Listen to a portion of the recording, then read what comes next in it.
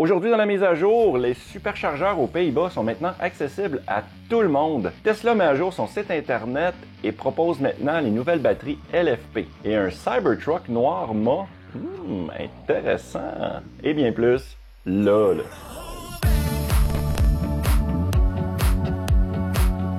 Tesla a apporté des modifications importantes à son site internet, mettant à jour plusieurs aspects du studio de conception pour donner aux clients de meilleures informations avant d'acheter leur voiture. Les modifications incluent également des spécifications de mise à jour pour chacune des fonctions, des options de configuration sélectionnées, ce qui a permis d'améliorer les plages globales sur une charge complète. Les changements sont le résultat du passage de Tesla à l'année de production 2022. Une décision qui a été confirmée par l'ancien employé Hunter Noel sur Twitter. Une des choses qui a été changée, c'est la façon de nommer les véhicules. Le Model 3 SR Plus n'est plus, il se nomme maintenant simplement Model 3. Nouveau nom également pour les Model S et X. Les versions longue autonomie seront maintenant appelées simplement le Model S et le Model X. Une autre amélioration apportée sur le site, c'est l'autonomie de chaque véhicule qui est maintenant modifiée selon le type de roue choisi. Le Model 3 de base a désormais une autonomie de 438 km contre l'ancienne version qui avait seulement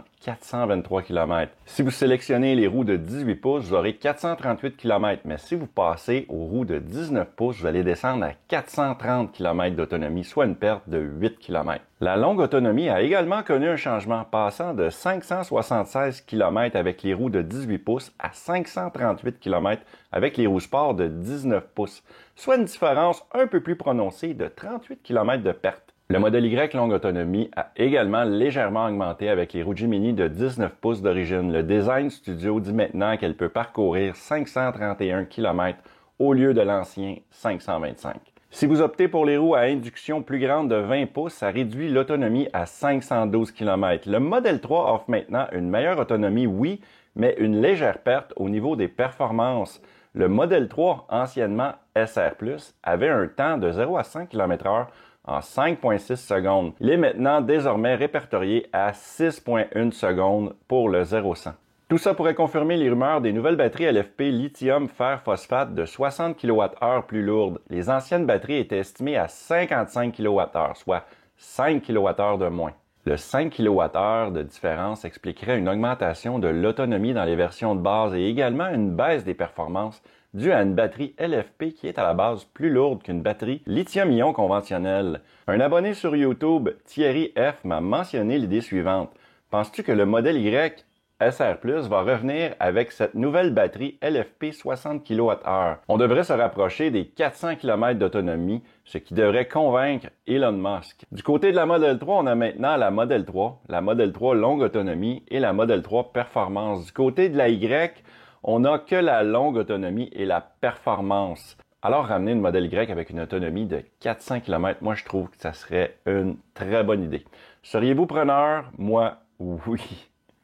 Si vous aimez ce que vous regardez présentement, profitez-en donc pour mettre un pouce en l'air. Puis si vous êtes nouveau, pourquoi pas vous abonner en même temps? Vous allez voir avec le temps, là, vous allez vous attacher. Tesla vient d'ouvrir officiellement son réseau de superchargeurs aux propriétaires de véhicules électriques non Tesla aux Pays-Bas.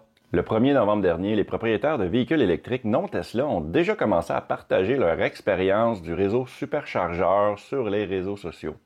Les propriétaires non Tesla qui veulent rejoindre le programme se verront facturer les mêmes tarifs de recharge que les propriétaires Tesla. Il y a un programme d'adhésion de 13 € par mois. La bonne chose à propos de l'abonnement, c'est que vous pouvez l'annuler en tout temps. Tesla note que les propriétaires de véhicules électriques ont 2 minutes pour se connecter au câble de charge après avoir sélectionné le stand en question. Tesla a également déclaré que seuls les véhicules électriques avec des connexions CCS pouvaient utiliser leur superchargeur. Elon Musk a déclaré qu'un adaptateur serait nécessaire pour les véhicules en Amérique du Nord. Nous avons donc développé notre propre connecteur qui, à mon avis, est en fait le meilleur connecteur. Il est simple, petit et léger. Le même jour que Tesla a ouvert son réseau de superchargeurs à toutes les voitures électriques aux Pays-Bas, Tesla a ajouté une nouvelle borne de recharge sur sa boutique en ligne.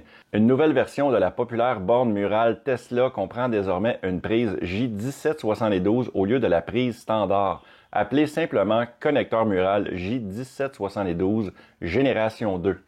Tesla décrit la borne comme une solution de recharge à domicile pratique. Pour les propriétaires de voitures électriques, branchez simplement pendant la nuit et chargez pendant que vous dormez.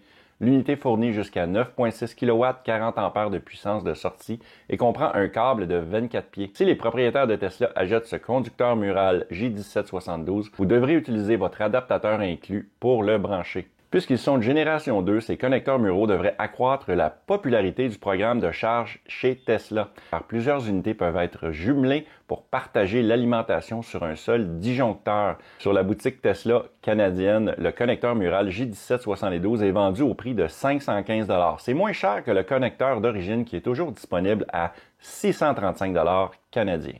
Une petite mise à jour concernant l'achat des 100 000 voitures Tesla Model 3 de la compagnie de location Hertz. Eh bien, tout ça, c'est de la bonne publicité pour la compagnie Hertz qui, techniquement, n'a signé aucun contrat d'achat officiel avec Tesla. Selon Elon Musk sur Twitter, @TeslaOwnerSV qui disait à Elon « Merci pour la hausse de la valeur du TSLA à la bourse ». Eh bien, Elon a répondu « De rien. Si tout cela est basé sur Hertz, je tiens à souligner qu'aucun contrat n'a encore été signé. Tesla a beaucoup plus de demandes que de production. Nous vendons les voitures à Hertz au même prix qu'aux consommateurs. L'accord de Hertz n'a aucun effet sur notre économie ». Peu de temps après le dévoilement du Cybertruck, Elon Musk a confirmé sur Twitter que Tesla offrirait une option noir-mât pour la camionnette toute électrique. Et c'est normal, étant donné que le Cybertruck vient tomber dans sa phase alpha maintenant après plus de 2 ans de production et de tests. Eh bien, Tesla semble avoir créé une version noir-mât du Cybertruck et comme je l'avais imaginé, le look est vraiment nice. L'image du Cybertruck noir-mât a récemment été partagée sur le subreddit Tesla Motors, une image montrant le Cybertruck en arrière-plan et le Roadster de nouvelle génération en avant-plan. La couleur du Cybertruck lui donne un look beaucoup plus agressif. Jusqu'à présent, Tesla a construit au moins 2 prototypes du Cybertruck. L'un était le véhicule qui a été utilisé pour faire la démonstration et les essais routiers lors du dévoilement du Cybertruck en novembre 2019 et l'autre a récemment été aperçu à l'aéroport de Castle Atwater en Californie. Le Cybertruck récemment aperçu semblait différent du prototype initial, car celui-ci est équipé de rétroviseurs et il semblait avoir un pare-brise plus grand et un capot avant plus court. Tesla a également présenté certains modèles du Cybertruck non fonctionnels lors du dévoilement. Étant donné qu'aucun Cybertruck noir-mât n'a encore été repéré sur les routes à ce jour, le véhicule sur l'image récemment partagée pourrait également être un modèle grandeur nature non fonctionnel. Tesla a indiqué qu'elle commencerait la production initiale du Cybertruck à la Gigafactory Texas d'ici la fin 2022. Lars Moravy, vice-président de l'ingénierie, a déclaré « Comme vous l'avez peut-être vu récemment sur les réseaux sociaux, nous avons construit un certain nombre d'alpha et nous les testons actuellement pour raffiner davantage sa conception. Et bien que ceux-ci soulignent quelques ajouts clés comme la direction arrière, il existe également un certain nombre d'améliorations plus petites, moins visibles. Bien que le produit soit en grande partie fidèle à la vision initiale, et nous continuerons à travailler sur le produit dans la phase bêta dans laquelle nous nous trouvons actuellement. » Voilà, c'est complet pour aujourd'hui. YouTube juge que cette vidéo-là va vous rendre heureux. Moi, si j'étais vous, je cliquerais comme là. Merci beaucoup et on se voit dans une prochaine vidéo. Hey, ciao gang!